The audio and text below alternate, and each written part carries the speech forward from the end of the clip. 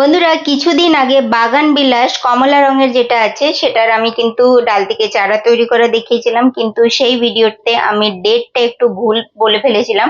মানে আমি এপ্রিল মাসের 20 তারিখে ভিডিওটা, মানে এই ডাল থেকে চারা তৈরি করেছিলাম, কিন্তু আমি বলে দিয়েছিলাম মে মাসের 20 তারিখ। ওটা আমার ভুল হয়েছে।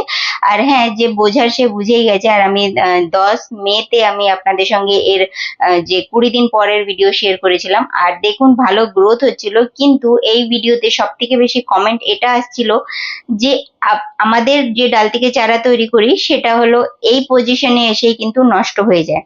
মানে তাদের ডালগুলো হয়তো ফাঙ্গাসে খারাপ হয়ে যাচ্ছে, নালে শুকিয়ে যাচ্ছে। আর আমি সব থেকে প্রথমে আপনাদেরকে বলে দিই, ডাল থেকে চারা তৈরি করতে গেলে আপনাদের কিন্তু সবসময় এই মাটিতে করছেন বা কোকোপিটে করছেন, সব সময় যেন হালকা ময়েশ্চার থাকে, মানে ভিজে ভাব যেন থাকে। একটুও যদি শুকিয়ে গেছে তাহলেই কিন্তু আপনার ডালগুলো নষ্ট হয়ে যাবে, বেশি রোদ লাগলেও নষ্ট হয়ে যাবে। তো কিছু আমাদেরও ভুল থাকে। আর এইখানে দেখে নিন, প্রায় 10 রকমের স্থায়ী ফুলের গাছ হবে মিনিমাম। তো আমি এখানে ডালগুলোকে আবার প্রতিস্থাপন করেছি, মানে অন্য টবে সেট করেছি।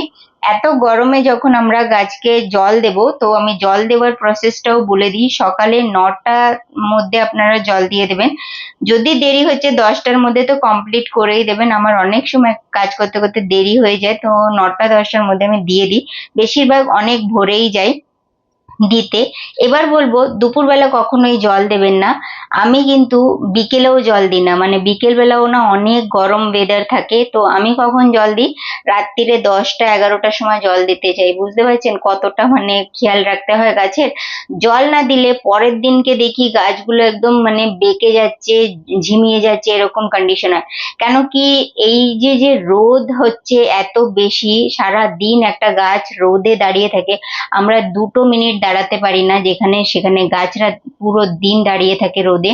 সেখানে যদি আমরা রাত্রিরে গিয়ে একটু এদেরকে এরকম ভাবে চান করিয়ে দিই না, তাহলে কিন্তু এরা পরের দিন আবার সতেজ থাকবে। লং ভিডিও শেয়ার করা আছে, অবশ্যই দেখে নেবেন কি কি কেয়ার করতে হয় ডাল থেকে চারা তৈরি করার পরেও, কিভাবে প্রতিস্থাপন করবেন, কিরকম মাটি তৈরি করবেন। তো চ্যানেল অবশ্যই সাবস্ক্রাইব করে নিন, এরকমই ভিডিও নিয়ে আসি। ধন্যবাদ।